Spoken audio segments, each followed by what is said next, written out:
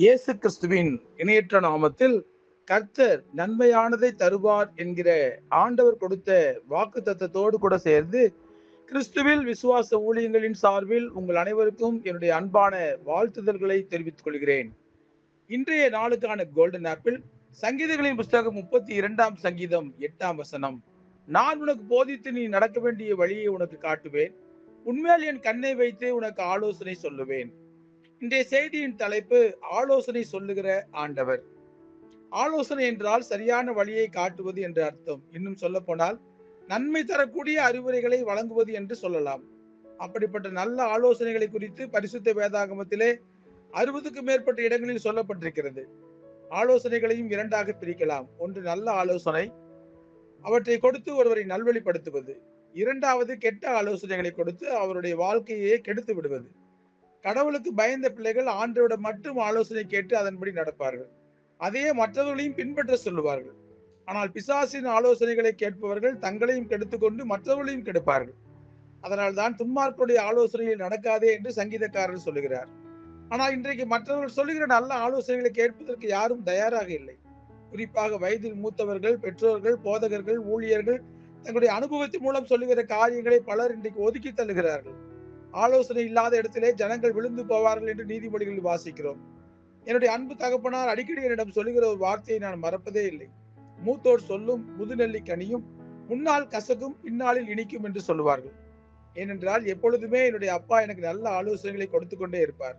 அதை மீறி நான் நடந்ததே கிடையாது. ஏனென்றால் என்னுடைய வாழ்க்கை நன்றாக இருக்க வேண்டும் என்பதற்காக தான் அந்த ஆலோசனைகளை என் அப்பா எனக்கு கொடுப்பார்.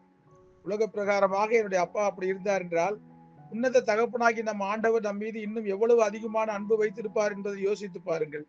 தவறான ஆலோசனைகளை கேட்டு தவறான வழிகளில் நாம் சென்றுவிடக் கூடாது என்பதற்காகவே நான் உனக்கு போதித்து நீ நடக்க வேண்டிய வழியை உனக்கு காட்டுவேன், உன்மேல் என் கண்ணை வைத்து உனக்கு ஆலோசனை சொல்லுவேன் என்று அவர் கூறுகிறார். அந்த ஆலோசனைகளுக்கு கீழ்ப்படியாதவர்கள் தான் இன்றைக்கு தவறான பாதையில் போய் கொண்டிருக்கிறார்கள். தங்களுடைய வாழ்க்கையை கெடுத்துக் கொள்கிறார்கள். அந்த காலத்திலேயே மக்களை சரியான வழியில் நடத்துவதற்கு ஆலோசனை சங்கம் என்று ஒன்றை வைத்திருந்தார்கள்.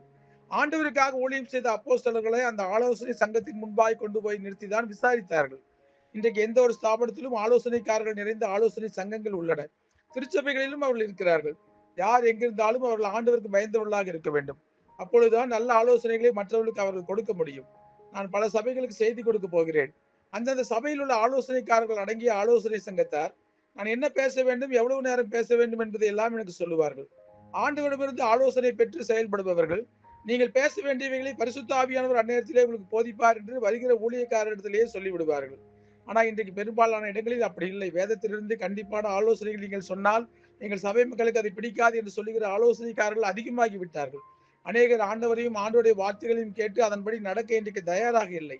ஆகவே தனிப்பட்ட முறையில் நாம் செய்ய வேண்டியது என்ன? நமக்கு நல்ல ஆலோசனை கிடைக்க வேண்டுமானால் ஆண்டவருடைய பாதத்திலே உட்கார வேண்டும். கர்த்தருடைய வேதத்தில் பிரியமாயிருந்து இரவும் பகலும் அவருடைய வேதத்தில் தியானமாய் இருக்க வேண்டும். நாம் நடக்க வேண்டிய வழியை ஆண்டவர் காட்டுவார். நல்ல ஆலோசனைகளை அவர் நமக்கு கொடுப்பார். கர்த்தர் நன்மையானவைகளை தருவார். ஆண்டவருடைய கிருபை உங்கள் அனைவரோடும் கூட இப்பொழுதும் எப்பொழுதும் சதா காலமும் இருப்பதாக. ஆமேன், ஆமேன்.